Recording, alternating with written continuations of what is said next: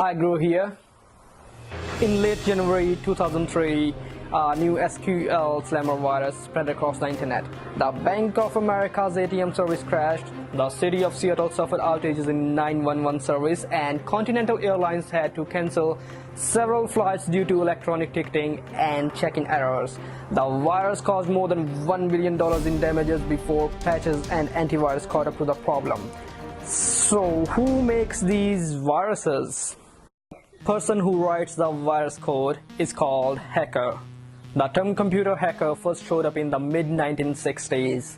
A hacker was a programmer, someone who hacked out computer code. Basically, they knew all in and outs of the system.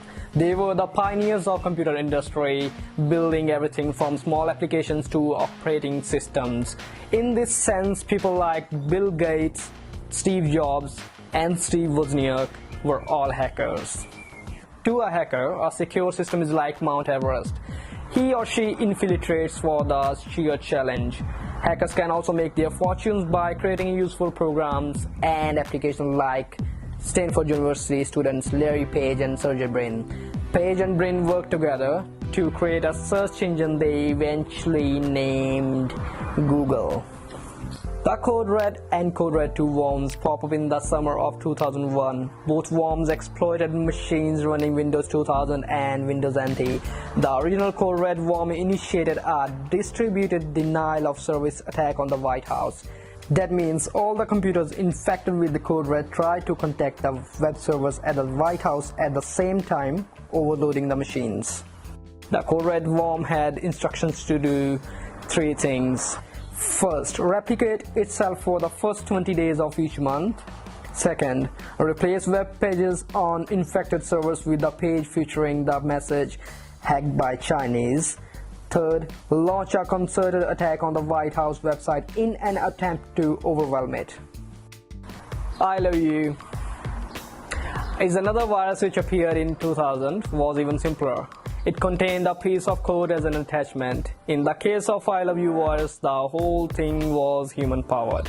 If a person double-clicked on the program that came as an attachment, then the program ran and did its thing. What fueled this virus was the human willingness to double-click on the executable. Now, big question is that how can we secure our devices? One of the keys to protecting online privacy is the ability to generate cryptographically secure random numbers.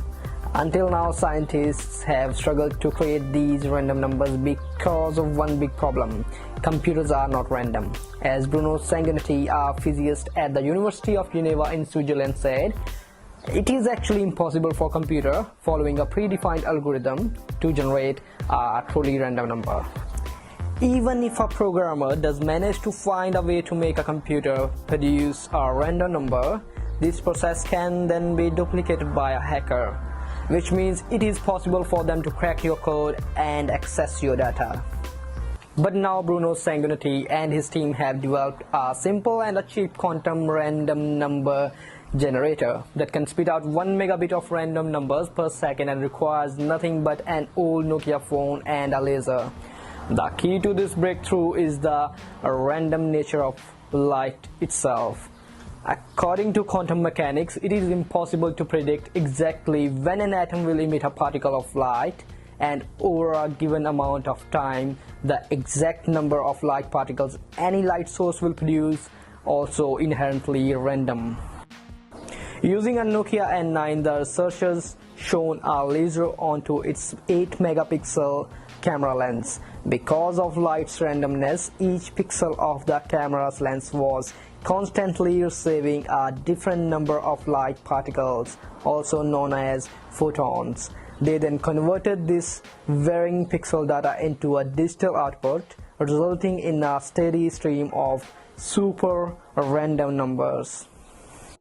This is a huge breakthrough because it shows that using a laser and a camera, this technology should be capable of being scaled down onto a chip. This could lead to a method of easily creating cryptographically secure random numbers on phones or other electronic devices, and it would drastically improve internet security. On one hand, viruses show us how vulnerable we are. A properly engineered virus can have a devastating effect, disrupting productivity and doing billions of dollars in damages. On the other hand, they show us how sophisticated and interconnected human beings have become. The language of the law only specifies using or creating such a device with the intent to defraud. So an accused hacker could argue he just used the device to learn how security systems worked. And thanks for watching.